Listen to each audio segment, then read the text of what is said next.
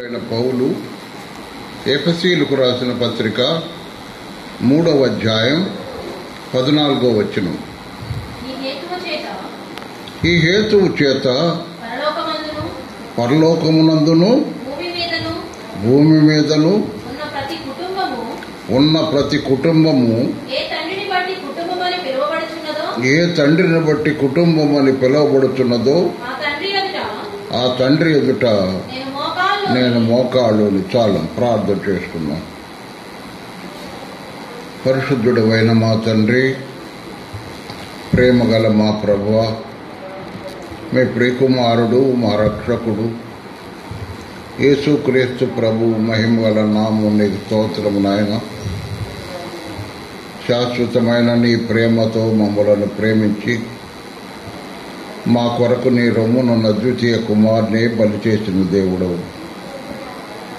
ఈ సమయంలో నీ ఆత్మ ద్వారా నీ దాసుని నాయన బలపరిచి మాటలు, ఆలోచనలు, తలంపులు నీవిగా ఇచ్చి మాట్లాడించమని ప్రభువా సహాయం చేయమని.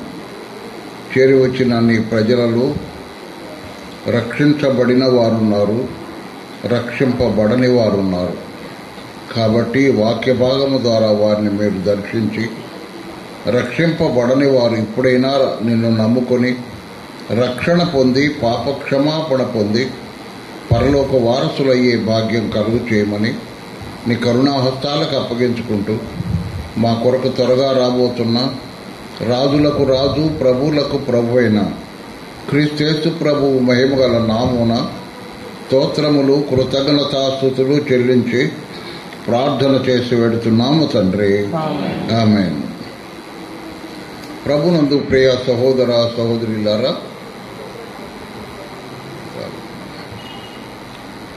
ఇక్కడ మనం చదువుకున్న ఈ వాక్య భాగంలో 2 కుటుంబాలను గురించి చెప్తున్నాడు. మొదటిది పరలోకమందున్న కుటుంబం, రెండవది భూమి మీద ఉన్న కుటుంబం. ఈ 2 కుటుంబాలు ఏ తండ్రి నువ్వు పెట్టి కుటుంబం అని పిలువబడుతున్నదో అన్నాడు. మనము ఈ లోకంలో జీవిస్తుండగా మనము నాన్న, అమ్మ, అక్క, చెల్లెలు ఈ విధమైన కుటుంబముగా ఉంటున్నాం. అలాగే మనము ఈ లోకంలో జీవిస్తూ ఉండగా ఈ దేశ పౌరులుగా జీవిస్తున్నాం. ఈ దేశంలో మనం పౌరులుగా జీవిస్తున్నాం. ఇక్కడ గుర్తింపుగా మనకు ఆధార్ కార్డులు అవి మనకిస్తున్నారు ప్రభుత్వం. దాన్ని బట్టి తండ్రిని, తల్లిని, మరి బిడ్డలని, లేకపోతే అన్నదమ్ములని, అక్క చెల్లెళ్ళని, ఇలాగ మనము ఈ లోకంలో ఒక కుటుంబముగా ఉన్నాం. అయితే పరలోకములో కూడా కుటుంబం ఉంది. యేసుక్రీస్తు ప్రభువునందు విశ్వాసం ఉంచిన వారు, యోహాను సువార్త 1వ అధ్యాయం, యోహాను సువార్త 1వ అధ్యాయం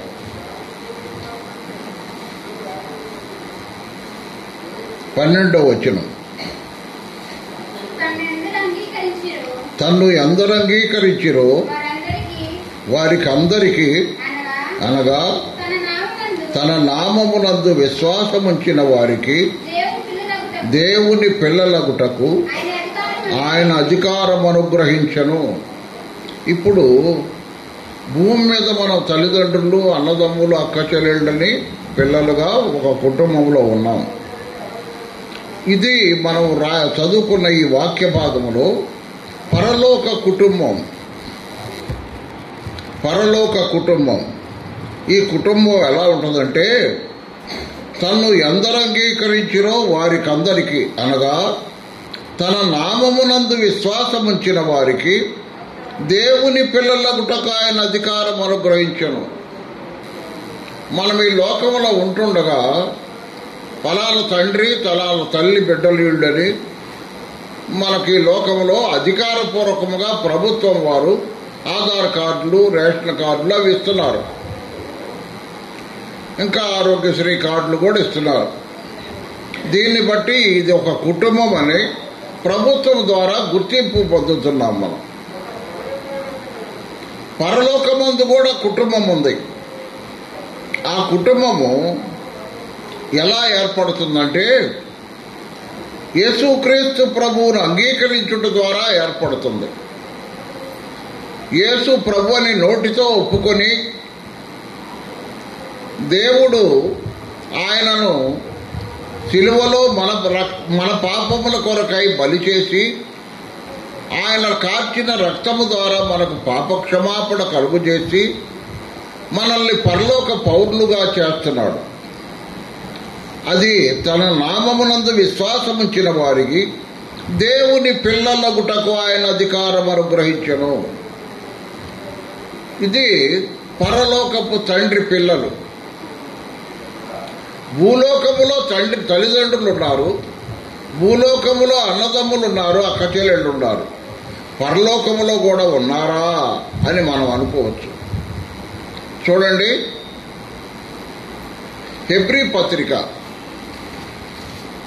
పౌలు హెబ్రీయులకు రాసిన పత్రిక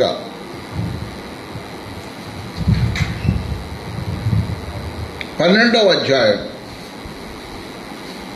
5-6 వచనాల నుంచి చదువుకుందాం. నా కుమారుడా ప్రభువు చేయు శిక్షను తృణీకరించకుము, ప్రభు చేయు శిక్షను నిర్లక్ష్య పెట్టకము. ఆయన నిన్ను గద్దించినప్పుడు విసుకకుము. ప్రభువు తాను ప్రేమించు వానిని శిక్షించి తాను స్వీకరించి ప్రతి కుమారుని దండించును అని కుమారులతో సంభాషించినట్లు మీతో సంభాషించు ఆయన హెచ్చరికను మరిచితిరి. కాబట్టి యేసుక్రీస్తు ప్రభువును సొంత రక్షకుడుగా అంగీకరించి ఆయన నామమందు విశ్వాసం వచ్చిన వారు దేవుని పిల్లలయ్యే అధికారం ఇచ్చాడు దేవుడు. భూమి మీద ఉన్న తల్లిదండ్రులు కానీ, అన్నదమ్ములు కానీ, అక్క చెల్లెండ్రు కానీ, బంధువులు కానీ ఎవరైనా సరే, ఎవరైతే భూమి మీద ప్రభుత్వముచే ఆధార్ కార్డు ద్వారా తల్లిదండ్రులు అనిపించుకుంటున్నారు, కుటుంబం అనిపించుకుంటున్నారు, బాగానే ఉంది. ఇది ఒక కుటుంబం, భూమి మీద కుటుంబం. మరి పరలోక కుటుంబం కూడా ఉంది. ఆ పరలోక కుటుంబంలో దేవుడు మనల్ని తన పిల్లలుగా చేసుకుంటున్నాడు. పక్కనే ఉంది చూడండి, యాకోబు పత్రిక 1వ అధ్యాయం 18వ వచనం. ఆయన తాను సృష్టించిన వాటిలో మనము ప్రథమ ఫలముగా ఉండునట్లు సత్యవాక్యము వలన మనలను తన సంకల్ప ప్రకారము కనెను. అమ్మ మనల్ని కంటుంది. బైబిల్ లెక్క ప్రకారం అయితే తండ్రికి అంటున్నాడు అని లెక్క, అంతే కదండి. అబ్రహాము ఇస్సాకును కనెను, ఇస్సాకు యాకోబును కనెను అనే మాట. కనేది ఎవరో అయినా, తల్లి అయినా ఎవరి పేరు వస్తుంది? తండ్రి పేరు వస్తుంది. అలాగే పరలోకపు తండ్రి కూడా మనల్ని కంటున్నాడు. ఎలా కంటున్నాడు? వాక్యము వలన, సత్యవాక్యము వలన మనల్ని కంటున్నాడు. తన సంకల్ప ప్రకారము కనెను అన్నాడు. అమ్మా, అయ్యా, ఈ మధ్యాహ్నం వేళ నిన్ను దేవుడు కన్నాడా? కంటే నువ్వు దేవుని బిడ్డవి. నన్ను కన్నాడు అని ఎందుకు చెప్తావు? రక్షించబడిన రోజు దేవుని వాక్యాన్ని మనం విని, ఆ వాక్యము ద్వారా మనము రక్షించబడి, మనము పాపులమని తెలుసుకొని, పాపాన్ని ఒప్పుకొని, పాప క్షమాపణ పొంది పరలోక వారసులం అవుతున్నాం. మనం పరలోకపు తండ్రి బిడ్డలం అవుతున్నాం. ఎందుకు? ఇంకా ఇక్కడ మనం వదిలిపెట్టలే. నేను హెబ్రీ పత్రిక 12:7 కూడా చదువయ్యా. శిక్షాఫలము పొందుటకై మీరు సహించుతున్నారు, దేవుని కుమారులుగా మిమ్మల్ని చూచుచున్నాడు. దేవుడు ఎలా చూస్తున్నాడు? కుమారులుగా. కుమారులుగా చూస్తున్నాడు. అక్కడ కుమార్తెలు ఉండరు. విశేషం తెలుసా? ఇక్కడ కుమార్తెలు ఉంటారు, కానీ అక్కడ కుమార్తెలు ఉండరు. అందరము కుమారులమే. స్త్రీలింగం అనేది కేవలము భూమి మీద సంతానోత్పత్తి కొరకు దేవుడు ఏర్పాటు చేసిందే గాని మనమందరము దేవుని దృష్టిలో కుమారులమే. బైబిల్ అంతా చదువు. ఎక్కడైనా సహోదరులకి అని పౌలు కానీ సహోదరులకి అని ప్రభు కానీ మాట్లాడిన మాటలు ఉన్నాయా? సహోదరులారా అనే మాటే కనపడింది, కానీ సహోదరులు అనే మాట ఎక్కడ కనపడదు. కారణం, అందరము దేవుని దృష్టిలో సహోదరులమే. బాగా ఆలోచించండి. తర్వాత చూడండి, దేవుడు కుమారులనుగా మిమ్మల్ని చూచుచున్నాడు. తండ్రి శిక్షింపని కుమారుడెవడు? కుమారులైతే వాళ్ళందరూ శిక్షలో పాలు పొందుతున్నారు. మీరు పొందని ఎడల దిగ్బీజులే గాని కుమారులు కాదు. మరియు ఇప్పుడు మళ్ళీ ఇంకొక లైన్కి వస్తున్నాం. మరియు శరీర సంబంధులైన తండ్రులు మనకు శిక్షకులై ఉండిరి, వారి యందు భయభక్తులు కలిగి ఉంటిమి. శరీర సంబంధులైన తండ్రులంటే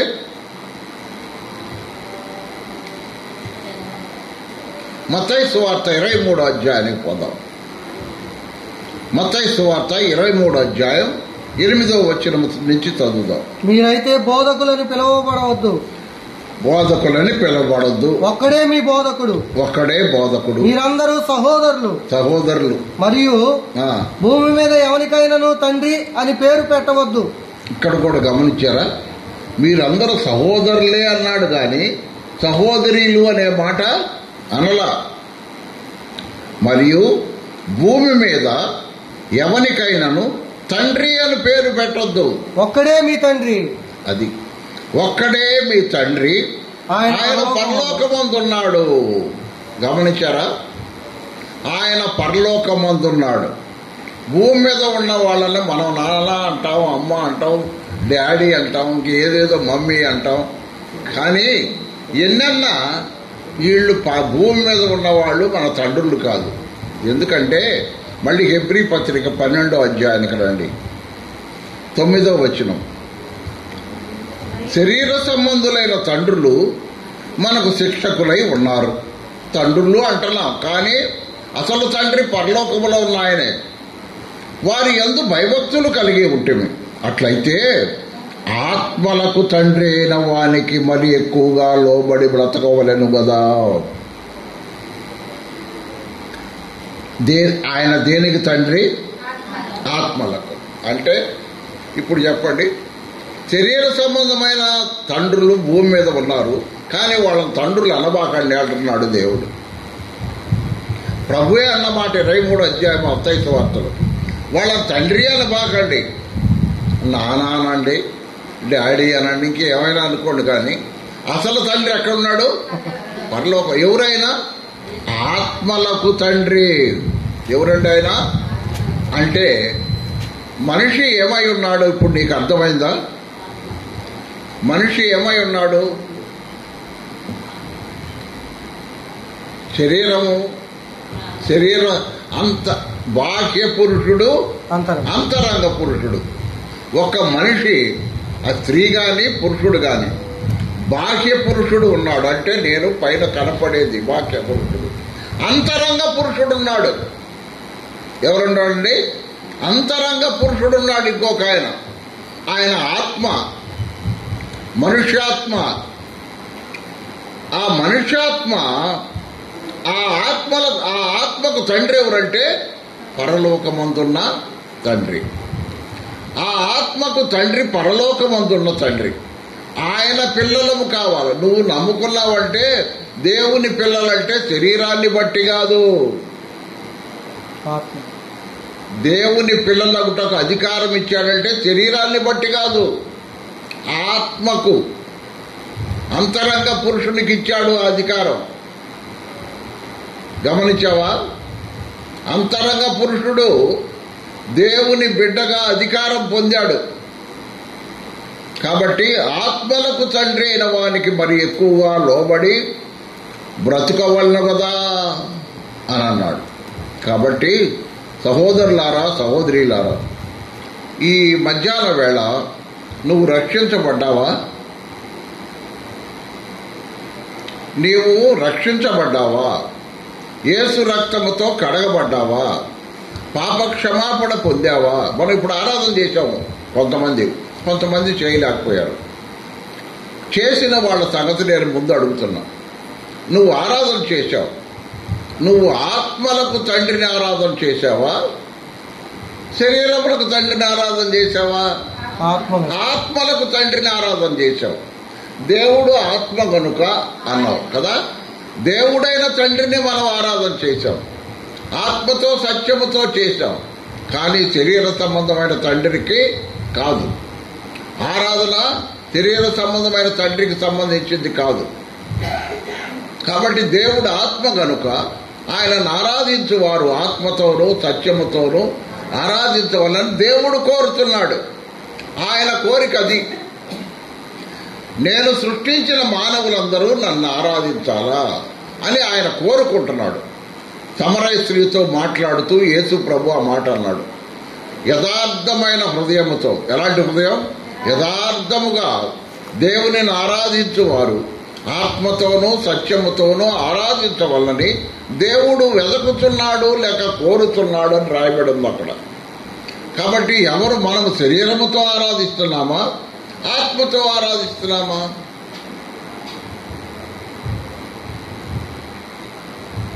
ఆత్మతోటే. శరీరములో ఉన్నాము కానీ ఆరాధించేది ఎవరు? మనలో ఉన్న అంతరంగ పురుషుడు. అంటే మనం ఆరాధిస్తున్నాం, శరీరం కాదు ఆరాధిస్తుంది. ఆరాధన శరీర సంబంధమైంది కాదు, ఆత్మ సంబంధమైంది. అది ప్రభు శరీరం మనం అంటున్నామా? సాదృశ్యంగా ఇవ్వబడింది కానీ అది శరీరం కాదు. ప్రభు రక్తం అంటున్నామా? అది సాదృశ్యంగా ఇవ్వబడింది కానీ ప్రభు రక్తము కాదు. ఎందుకు? ప్రభు రక్తం ఎక్కడుంది? ఇప్పుడు పరలోకంలో ఉంది. చూడండి, ఇదే హెబ్రీ పత్రిక అపోస్తలుడైన పౌలు హెబ్రీయులకు రాసిన పత్రిక 9వ అధ్యాయం 12వ వచనం. మేకల యొక్కయు కోడెల యొక్కయు రక్తముతో కాక తన స్వరక్తముతో ఒక్కసారి పరిశుద్ధ స్థలములో ప్రవేశించను. ఏది పరిశుద్ధ స్థలం? పరలోకమే పరిశుద్ధ స్థలం. అక్కడికి ఎలా ప్రవేశించాడు ప్రభు? తన స్వరక్తముతో ప్రవేశించాడు. యేసు ప్రభు ఊరికినే పోలా తండ్రి దగ్గరికి.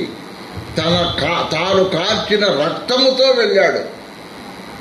తాను కార్చిన రక్తముతో వెళ్ళాడు తండ్రి దగ్గరకు. కాబట్టి భూమి మీద ఎవరన్నా ఇదిగో యేసు రక్తం అంటే నమ్మబాకండి. కొబ్బరి నూనె తీసుకొచ్చి యేసు రక్తం అంటారు కదా. చాలా మంది ఇది ఒక వ్యాపారం అయిపోయింది. కొబ్బరి నూనె యేసు రక్తమా? కాబట్టి సహోదరులారా, సహోదరులారా, అది ఒక వ్యాపారం అయిపోయింది. కాబట్టి మనము అట్లయితే నువ్వు యేసు ప్రభువుని నమ్ముకున్నావు, యేసు ప్రభు నందు విశ్వాసం ఉంచావు, ఆత్మరక్షణ పొందావు, పాపక్షమాపణ పొందావు, యేసు రక్తముతో కడగబడ్డావు, పాపాల నుంచి విడిపించాడు. ఆయన నీ కొరకు చనిపోయి సమాధి చేయబడి తిరిగి లేచాడని నమ్మావు. ఆయన నీతిని నీకిచ్చి నీతిమంతుడుగా చేశాడు. ఒకటి, యేసు ప్రభువుని నమ్ముకోగానే పాపక్షమాపణ పొందావు. ఆయన రక్తముతో కడిగాడు. ఏ రక్తముతో? పరలోకములో ఉన్న రక్తముతో కడిగాడు. రెండోది, తర్వాత పరలోకమున్న రక్తంతో కడిగాడు, ఆత్మరక్షణ కలుగజేశాడు. నీలో ఉన్న ఆత్మను రక్షించాడు, శరీరాన్ని కాదు. గుర్తుపెట్టుకోండి, శరీరాన్ని కాదు, నీలో ఉన్న ఆత్మను రక్షించాడు. ఆ తర్వాత నిన్ను నీతిమంతుడుగా నీతిమంతురాలుగా చేశాడు. నీతిమంతుడు అంటాల్సిందే కానీ నీతిమంతురాలు అంటాం అనేది బైబిల్ పరిభాషలో అక్కడక్కడ రాస్తా ఉంటారు. కానీ నీతిమంతుడే. ఎలా నీతిమంతుడు అయ్యావయ్యా? ఆయన నీతిని మనకిచ్చాడు. 1 కొరింథీ పత్రిక 1:31 ఆయన మన నీతి ఆయను అన్నాడు. 1 కొరింథీ 1:31 ఏమన్నాడు? ఆయనే మన నీతి, అంటే తన నీతిని మనకిచ్చి మనల్ని నీతిమంతులుగా చేశాడు. ఆ విధముగా ఆత్మరక్షణ, పాపక్షమాపణ, నీతిమంతులుగా తీర్చబడిన మన పేర్లు జీవగ్రంథమందు రాయబడి ఉన్నాయి. ఎక్కడ? జీవగ్రంథం ఏడుంది? పరలోకములో. ఎక్కడుందండి? పరలోకములో జీవగ్రంథం ఉంది. ఆ జీవగ్రంథములో మన పేర్లు రాయబడ్డాయి. భూమి మీద ఆధార్ కార్డు లేదా గవర్నమెంట్ రికార్డులో మన పేరు ఉంది. కానీ నీ పేరు పరలోకములో ఉన్న జీవగ్రంథంలో రాయబడింది. అంటే మన పౌరస్థితి ఎక్కడుంది? అది చూడండి. తిమోతికి రాసిన, ఫిలిప్పీలకు రాసిన, పౌలు ఫిలిప్పీలకు రాసిన పత్రిక 3వ అధ్యాయం 20వ వచనం. మన పౌరస్థితి పరలోకమందున్నది. మనము ఇప్పుడు ఇండియన్స్ అంటారు. అమెరికాలో పుట్టిన వాళ్ళని అమెరికన్స్ అంటారు. జర్మనీలో పుట్టిన వాడిని జర్మన్స్ అంటారు. కానీ యేసు ప్రభువుని నమ్మిన వాళ్ళని ఏమంటున్నారు? పరలోక పౌరులు. దేవుని వారసులము, ప్రేమ నివాసులము,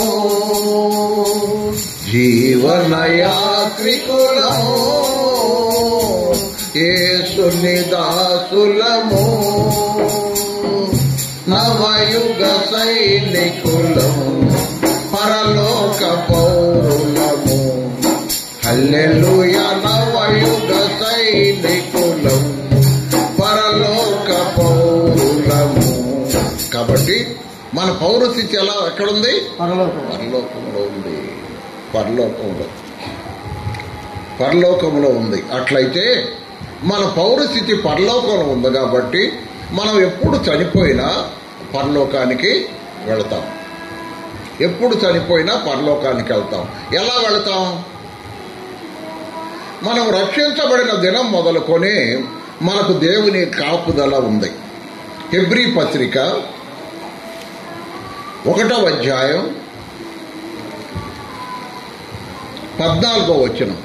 హెబ్రీ పత్రిక 1వ అధ్యాయం 14వ వచనం. వీరందరూ అంటే దూతలను గురించి చెప్తున్నాడు పౌలు. వీరందరూ దూతలు రక్షణను స్వాస్థ్యము పొందబో వారికి పరిచారము చేయుటకై పంపబడిన సేవకులైన ఆత్మలు కారా. ఎవరున్నారండి? యేసు ప్రభువుని నమ్మిన తర్వాత, ఆత్మరక్షణ, పాపక్షమాపణ పొందిన తర్వాత నీకు ఒక దూత కాపలా ఉంటాడు. 34 లేకపోతే 22లో కూడా ఏమన్నాడు? యెహోవా యందు భయభక్తులు గల వారి చుట్టూ వారి దూత కావలి ఉండి వారిని రక్షించును. కాబట్టి రక్షించబడిన దగ్గర నుంచి నీకు దేవుని దూత కాపలా ఉంటాడు.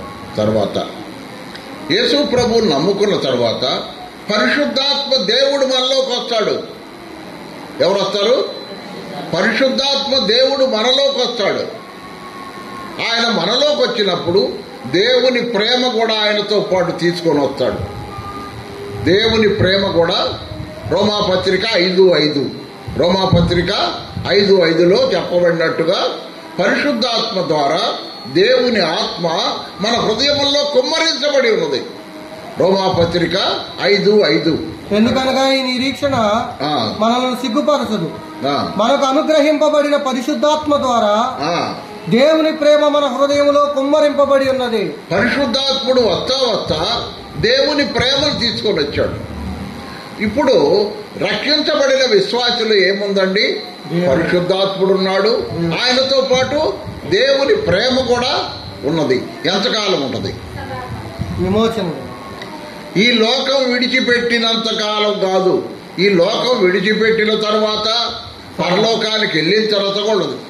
ప్రేమ శాశ్వత కాలం ఉండును, ప్రేమాన్నిటిలో శ్రేష్టము.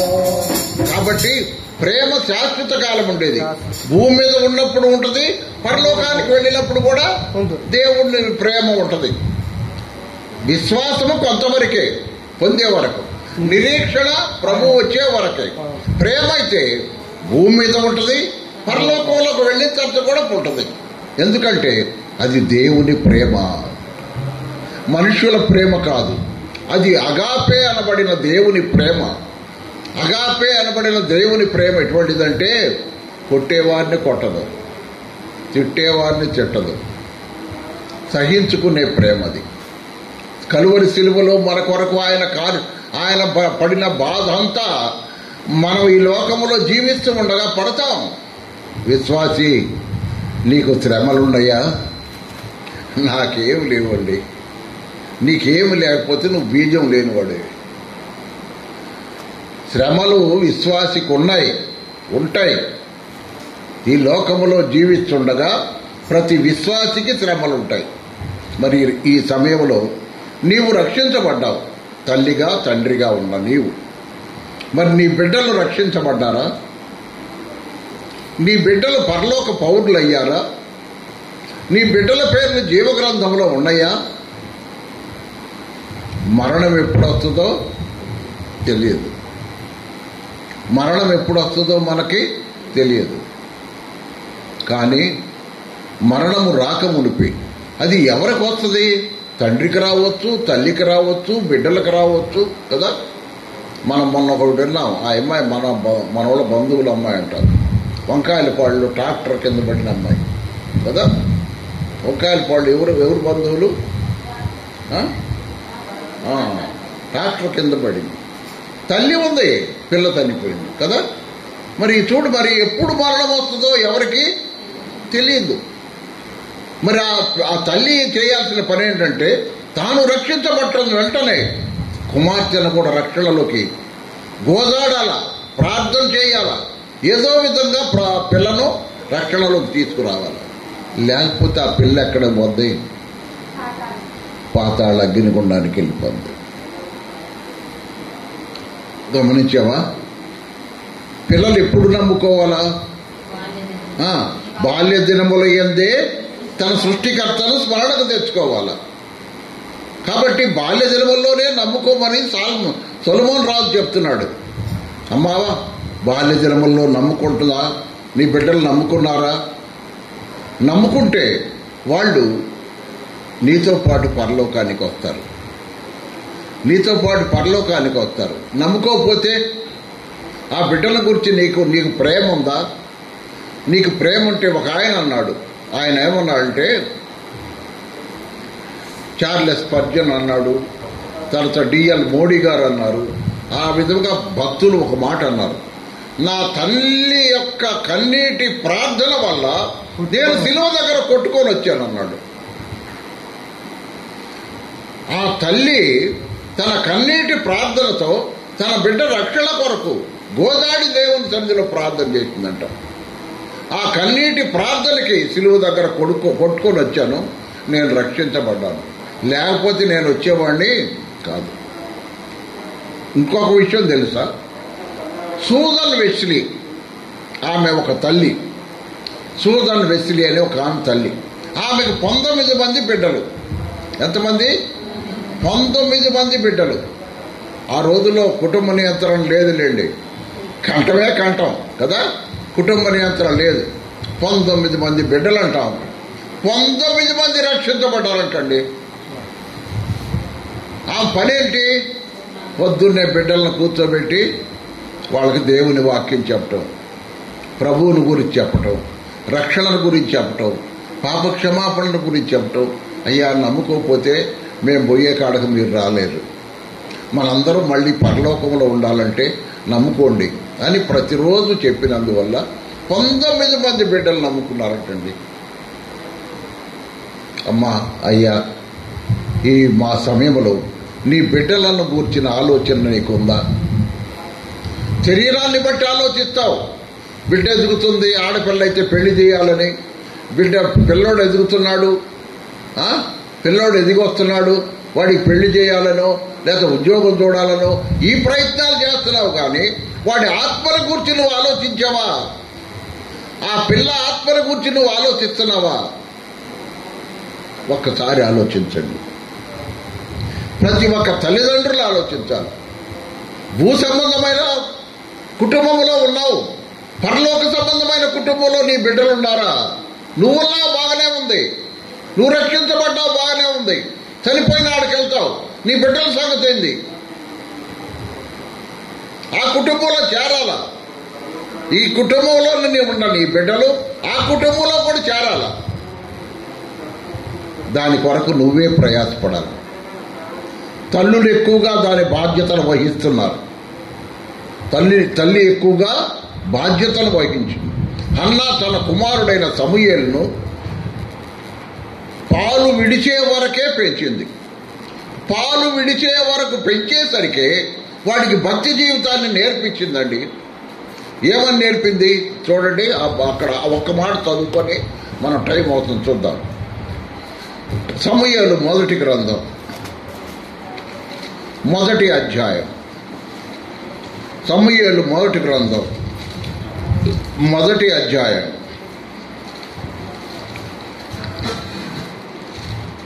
ఆఖరి వచనం చదవండి.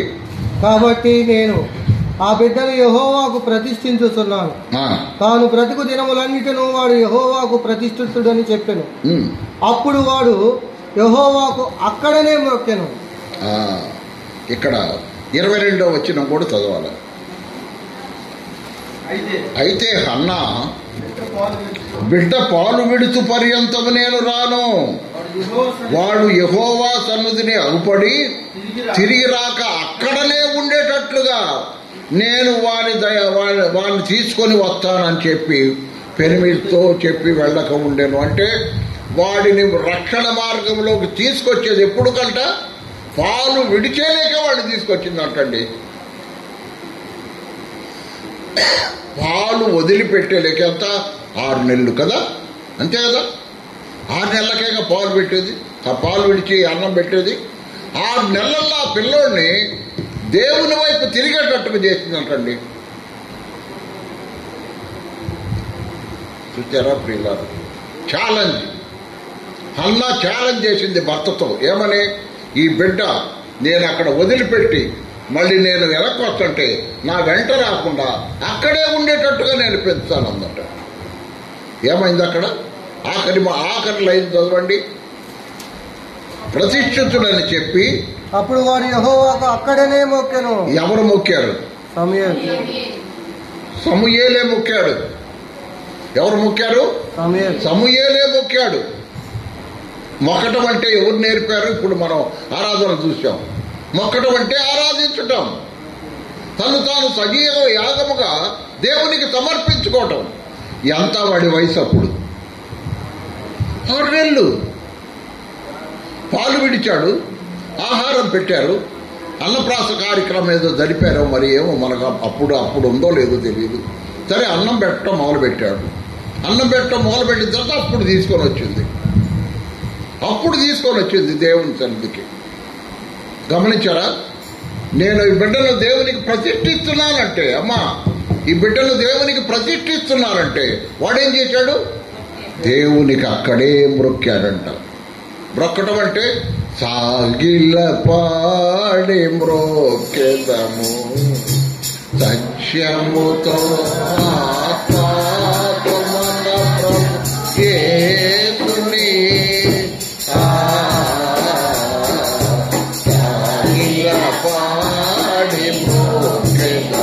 కాబట్టి అబ్రహాం ఎలా మొక్కాడని చెప్పావు ఇప్పుడు ఆరాధనలో విన్నాం.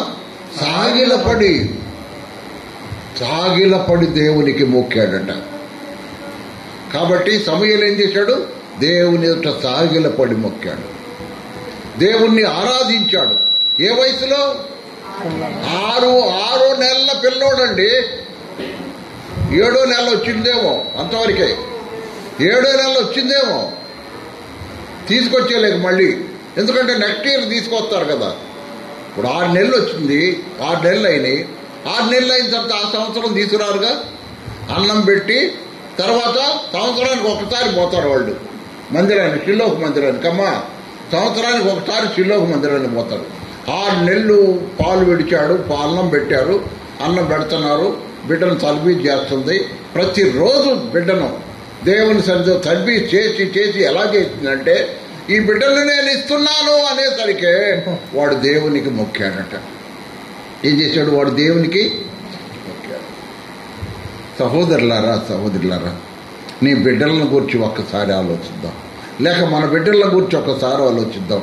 ఈ కుటుంబము భూమి మీద కుటుంబం, పరలోకపు కుటుంబంలో నీ బిడ్డలు చేరారా? నువ్వు చేరావు, నువ్వు రక్షించబడ్డావు, మీ భార్యాభర్తలు రక్షించబడ్డారు. మరి నీ పిల్లలు చేరారా? ఒకసారి ఆలోచించండి. చేరకపోతే ఇప్పుడైనా చేరకపోతే ఇప్పుడు నుంచన్నా సిద్ధపడదాం.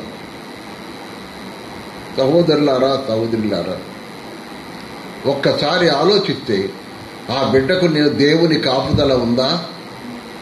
ఆ బిడ్డ రక్షించబడకపోతే నీకుంది యువత కాపుదల, లేక దేవుని కాపుదల. పరిశుద్ధాత్ముడు నీలో ఉన్నాడు, నీకు కాపుదల ఉంది. నీ బిడ్డకుందా కాపుదల? అమ్మా, ఆ ట్రాక్టర్ కింద పడి చనిపోయిన అమ్మాయి తల్లి నమ్ముకుందిగా.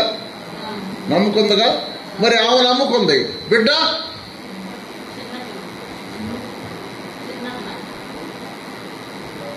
ఎంత వయసు? అంటే 7వ సంవత్సరం. 7వ సంవత్సరం సమూయేలు కంటే పెద్దది, సమూయేలు కంటే వయసులో పెద్దది. కాబట్టి అమ్మ, అయ్యా, ఈ మధ్యాహ్న వేళ బిడ్డలను గూర్చి జాగ్రత్త పడండి. అపవాది లాక్కుపోతున్నాడు. కాలము బహు కొంచెముగా ఉన్నది. వచ్చువాడు ఆలస్యము చేయకవచ్చును. నువ్వు పరలోక సంబంధమైన కుటుంబంలో చేరావు. అక్కడ తండ్రి ఉన్నాడు. తల్లి ఎవరో తెలుసా? తల్లిని కూడా చూపించి నేను అయిపోయింది 5 నిమిషాలు. తల్లి ఎవరో తెలుసా? ప్రకటన గ్రంథం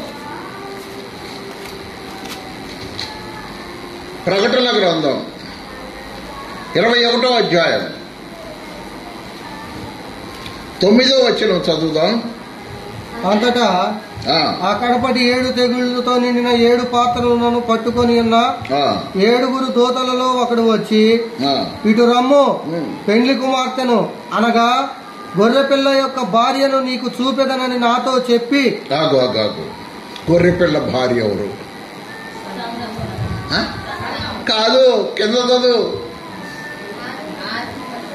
ఆత్మవచుడైన నన్ను ఎత్తైన గొప్ప పర్వతం మీద కొనిపోయి యెరూషలేమును పరిశుద్ధ పట్టణము, దేవుని మహిమ గలదై పరలోకము నుండి దేవుని యొద్ద నుండి దిగివచ్చుట నాకు చూపాను. ఇప్పుడు చెప్పండి, భార్య ఎవరు?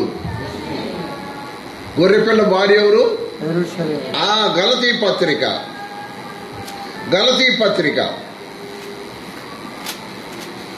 4వ అధ్యాయం 26వ వచనం. గలతీ పత్రిక. అయితే పైనున్న యెరూషలేము స్వతంత్రముగా ఉన్నది, అది మనకు తల్లి. అక్కడ కూడా కుటుంబం ఉంది. యెరూషలేము పరిశుద్ధ, నూతన యెరూషలేము అనబడిన పరిశుద్ధ పట్టణము మనకు తల్లి. తండ్రి సర్వశక్తి గల దేవుడు తండ్రి. అక్కడ కుటుంబం ఉంది.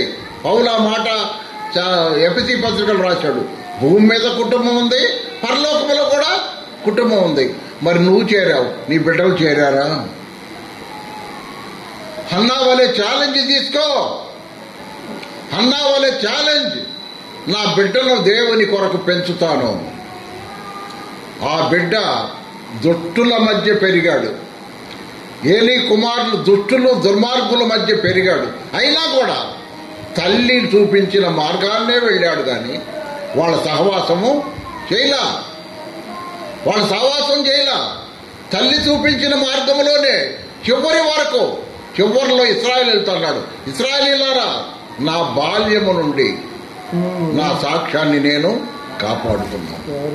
నా బాల్యము నుండి, నా తల్లి పెంచిన దగ్గర నుండి నా సాక్ష్యాన్ని కాపాడుకున్నాను. నాలో ఏదన్నా తప్పు ఉంటే మీరు చూపించండి అని ఇశ్రాయేలు పెద్దలను అందరిని అడిగాడు. అయ్యా, నీలో ఏమి లేదయ్యా, నువ్వు మా దగ్గర ఏమీ ఆశించలేదు, నీ సాక్ష్యాన్ని నువ్వు కాపాడుకున్నావు అని ఇశ్రాయేలు పెద్దలందరూ చెప్పారు. కాబట్టి సహోదరులారా, ఈ లోకములో దుష్టుడున్నాడు, ఈ లోకములో చెడు సహవాసం ఉన్నది. దుష్టుల ఆలోచన చొప్పున నడువక, పాపుల మార్గమున నిలువక, అపహాసకులు కూర్చుండు చోటున కూర్చుండక ఆ బిడ్డను బైబుల్ చదివేటట్టుగా పెంచు. అదే చదవమని కాదు, బైబుల్ చదువుకొని నీ పాఠ్య పుస్తకాలు చదువుకో. ఈ లోకంలో జ్ఞానం అవసరం, చదువు అవసరం. దేవుడే చెప్పాడు పరిశుద్ధ యెషయా గ్రంథములో, నా యెహోవా గ్రంథమును పరిశీలించి చదువుకోనడి అన్నాడు. కాబట్టి చదువుకోవాలి పిల్లలు. ఆడపిల్లలు నీకెందుకు చదువు అని అనకూడదు. పిల్లలు కూడా చదివించాలి. ఇక్కడే ఆడపిల్ల, అక్కడ ఆడపిల్ల కాదు, అది గుర్తుపెట్టుకోండి. ఇక్కడే ఆడపిల్ల, పరలోకానికి వెళ్తే ఆడపిల్ల లేదు, ఏమి లేదు, అందరూ మగపిల్లలే. కాబట్టి నీ బిడ్డ రక్షణ కొరకు ప్రయాసపడు. ఆ బిడ్డను ప్రభువులోకి నడిపించటానికి గోదాడి ప్రార్థన చేయి, చెప్పు, గోదాడి ప్రార్థన చేయి, నేర్పు అని మనం సూజన్ అనబడిన ఆ జాన్ వెస్లీ తల్లిని జ్ఞాపకం చేసుకుందాం. 19 మంది బిడ్డలను ప్రభువులోకి నడిపించిందంట. కాబట్టి నువ్వు పరలోకపు కుటుంబంలో చేరావు, నీ బిడ్డలు కూడా పరలోకపు కుటుంబంలో చేరాల. ఇప్పుడు ఈ కుటుంబంలో ఉండవు, మంచిదే. పరలోకపు కుటుంబంలో కూడా నీ బిడ్డలు ఉండాల. ప్రార్థన చేసుకుందాం. పరిశుద్ధుడు అయిన మా తండ్రి, ప్రేమగల మా ప్రభువా, మీ ప్రియకుమారుడైన క్రీస్తు నామమున నీ స్తోత్రం నాయన. శాశ్వతమైన నీ ప్రేమతో మమ్మలను ప్రేమించి మా కొరకు నీ రొమ్మునున్న అద్వితీయ కుమారుని కలువరి సిలువలో బలి చేసి ఆయన కార్చిన అమూల్య రక్తధారల వల్ల మాకు పాప క్షమాపణ ఇచ్చారు. అయ్యా, మరి మా బిడ్డలు రక్షింపబడ్డారా అని రేపు నువ్వు అడుగుతావు, మమ్మల్ని లెక్క అడుగుతావు. నీకు బిడ్డలను ఇచ్చాను, వాళ్ళ రక్షణలోకి నడిపించావా అని లెక్క అడుగుతావు. అది హన్నా గ్రహించింది. కాబట్టి నాయన, హన్నా పిల్లలు లెక్కలోకి వచ్చారు, కానీ పెనిన్నా పిల్లలు లెక్కలోకి రాలేదు. కాబట్టి నాయన, ఆ ప్రకారం నీ పిల్లలమైన మేము మా పిల్లలను కూడా నీ కుటుంబంలో చేర్చడానికి నీ ఆత్మ ద్వారా నీ కార్యము జరిగించి నా ప్రార్థనలు ఆలకించి ఆ బిడ్డలను ఆకర్షించి, నువ్వు ఆకర్షించినది ఎవరినూ తండ్రి యొద్దకు రాడు, తండ్రి ఆకర్షించినదే ఎవరినూ నా యొద్దకు రారు అన్నావు. కాబట్టి నువ్వు ఆకర్షించి ఆ బిడ్డలు నీ వైపు తీసుకోమని నీ కరుణాహస్తాలకు అప్పగించుకుంటూ, రక్షింపబడిన తల్లిదండ్రులు రక్షణలోకి బిడ్డలు నడిపించాల్సిన బాధ్యత ఉన్నది కనుక సహాయం చేయమని నీ కరుణాహస్తాలకు అప్పగించుకుంటూ, నూతనముగా వివాహమైన చంద్రశేఖరు, రక్షణ గీత, వాళ్ళిద్దరూ రక్షణలోకి నడిపించి నాయన నిన్ను నమ్ముకొని నీ యందు విశ్వాసం ఉంచి వాళ్లకు పుట్టబోయే బిడ్డలు కూడా రక్షణ పొందే భాగ్యం కలుగుచేయండి. రక్షణ గీత అని పేరు పెట్టుకున్నంత మాత్రాన పరలోకానికి చేరరు, కానీ రక్షింపబడవలసిన అవసరం ఎంతైనా ఉంది. కాబట్టి వాళ్ళిద్దరూ రక్షింపబడి సంఘములో చేర్చబడి బాప్తీసాలు తీసుకొని నిన్ను ఆరాధించేవారుగా చేయమని నీ కరుణాహస్తాలకు వాళ్ళని అప్పగించుకుంటూ, చేరి వచ్చిన వారి బంధువులందరినీ బట్టి, నా ప్రభా సహోదరుడు ఆనంద గారి కుటుంబాన్ని బట్టి, సహోదరి సునీతను బట్టి, వారి కుటుంబాలను బట్టి నీకు స్తోత్రం చెల్లిస్తూ, యేసు ప్రభువు మహిమగల నామున కృతజ్ఞతాస్తుతులు చెల్లించి ప్రార్థన చేసి వెడుతున్నాము తండ్రి. ఆమేన్. అందరికీ